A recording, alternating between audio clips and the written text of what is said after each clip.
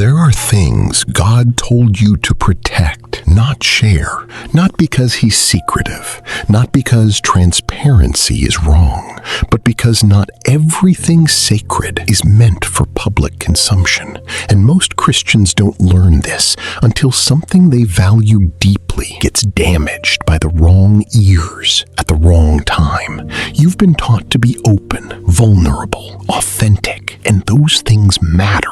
But there's a version of openness that costs you more than it gains you. A version where you speak things that were meant to stay covered, and in the speaking, invite exactly the opposition God was trying to shield you from.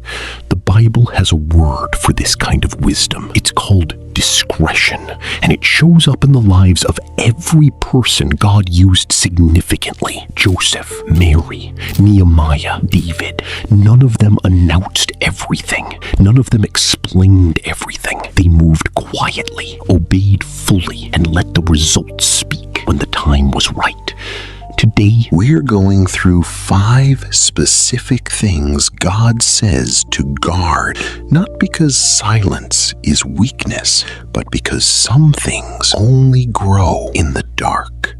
Number 1, your next move. When God gives you a vision, a direction, a plan, a step he's asked you to take, the first instinct most people have is to tell someone, to process it out loud, to get feedback, validation, excitement from the people around them. And sometimes that's wisdom. Proverbs 11:14 says, "In a multitude of counselors, there is safety." Counsel matters, but there's a difference between bringing a vision to wise, trusted, God-fearing counsel and announcing it broadly before it's had time to take root. Joseph told his dream to everyone, Genesis 37, and his brothers, his own family, threw him in a pit and sold him into slavery. Not because the dream was wrong. Because the audience was wrong. His calling exposed their stagnation, and people who are comfortable with where they are will often respond to your forward movement with resistance they can't fully explain. Proverbs 29:11 says, "A fool vents all his feelings, but a wise man holds them back." That's not repression. That's strategy. It's understanding that not every vision needs an audience before it needs action. Here's the practical test. Before you share your next God-given direction, ask yourself honestly, am I sharing this because I need godly counsel, or am I sharing it because I need someone to validate what God already confirmed? Because if God already confirmed it, you don't need their permission. You need their prayers. And those can be requested without full disclosure of everything God told you. Move quietly, prepare thoroughly, and let the results preach louder than the announcement ever could. Number 2, what God told you in private. Some things God speaks are not meant for public discussion. They're meant for private obedience. A warning about a direction you're heading, a conviction about a pattern in your life, a dream that carries weight you can't fully explain yet, a specific word that feels too personal and too precise to be coincidence. These moments are sacred, and their sacredness is part of what makes them fragile. Luke 2:19 records one of the most powerful moments of spiritual discretion in the entire Bible. After everything that happened on the night Jesus was born, the shepherds, the angels, the proclamations, Mary kept all these things, pondered them in her heart. She didn't announce, she didn't explain. She held what was holy and let it work in her before she let it work through her. That's not passivity, that's wisdom. Because some divine instructions are like seeds. Dig them up too soon to show people, and they'll never grow. The enemy is not omniscient. He cannot read your mind, but he listens to your words. He studies your patterns. And when you speak prematurely about what God is doing in your life, you hand him information he can use against what you're building. Not everything God tells you is meant for your audience. Some of it is meant for your altar. Learn the difference and guard the things that belong in the secret place.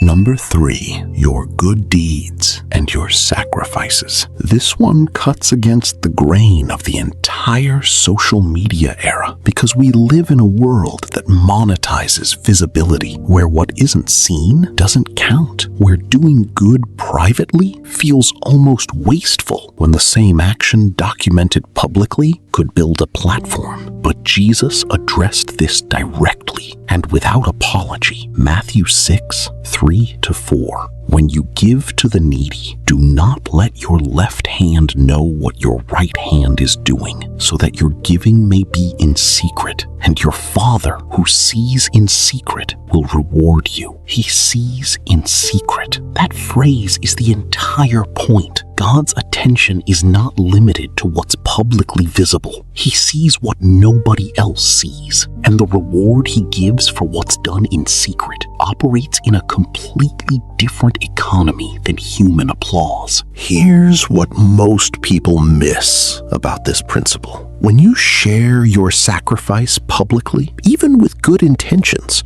something shifts. The act that was about God becomes, at least partially, about how you're perceived. And when that shift happens, so does the reward. You've already received it in the form of recognition, your fasting, your giving, your tears in the prayer room at midnight, your acts of kindness that nobody photographed. These are not wasted because they're unseen. They're actually more powerful because of it, because they're between you and God. And that's a transaction nobody can interfere with. Let your private obedience build something that your public performance never could. Number 4, your wounds. While they're still healing, there's a difference between a testimony and an open wound. A testimony is what you share after God has healed you, and the telling of it builds faith in others. But an open wound is shared before the healing is finished, and the wrong response can set back what God is trying to do. Most people open up to the wrong ears, not because they're unwise, but because they're in pain. And pain makes us reach for whoever is nearest, not necessarily whoever is safest. Proverbs 4:23 says, "Guard your heart above all else, for everything you do flows from it." Your heart, in its most vulnerable state, is not a place for casual visitors. Not everyone who asks how you're doing is equipped to handle the real answer. Some people collect information, and what you share in pain can become what someone else uses against you later. Jesus himself operated with this principle. He had crowds, disciples, and an inner circle, and there were still things only he and the Father shared. Proximity did not automatically grant access to everything. This is not about being closed. It's about being spirit-led in your transparency, rather than emotionally driven. Share your battles with people who are equipped and anointed to hold them, not just available to hear them. Until your wound becomes your witness, let God finish the work in the secret place. Give him the space to complete what he started. Number 5, the full extent of your blessings. Not everyone celebrating with you is actually happy for you. Some people praise you publicly and quietly resent you privately. If the enemy cannot steal your faith directly, he will try to use the people around you to steal your focus, your peace, and your gratitude. This is not paranoia. This is a biblical pattern. When the wise men found Jesus in Matthew chapter 2, an angel warned them not to return to Herod, not because sharing the news was wrong, but because that blessing was too new and too fragile to survive exposure to the wrong person. Some blessings are like fresh oil. They need to be covered before they're ready to pour. You received a breakthrough, a financial favor, or a new opportunity, and your first instinct is to tell everyone. But remember, the enemy hears announcements too. Jealousy from people who haven't healed their own sense of lack can attach itself to what God just gave you in ways that are spiritually significant. This doesn't mean you hide in shame.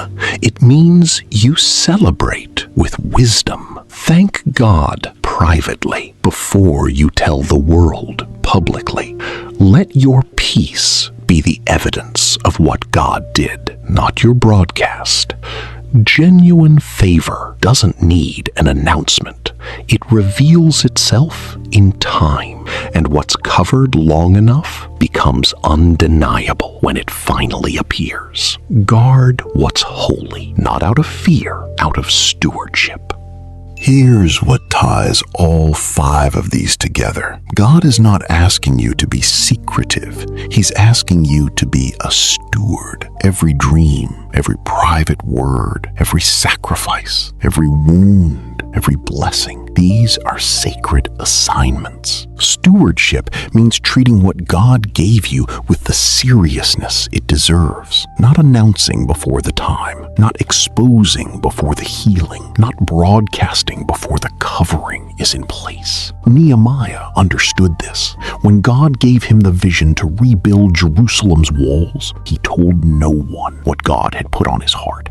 He surveyed the damage quietly at night. He moved before he explained. And when opposition came, and it always comes, his plans were already too far in motion to be stopped by someone's opinion. Ecclesiastes 3:7 says, "There is a time to be silent and a time to speak. Wisdom is knowing the difference between those two times. And the more significant what God is doing in your life, the more important it is to get that timing right. Move in silence. Pray in depth. Obey before you explain.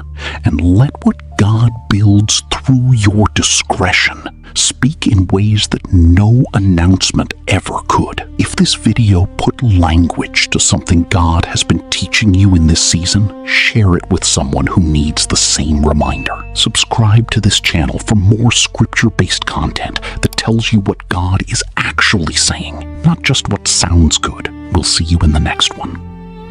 God bless you.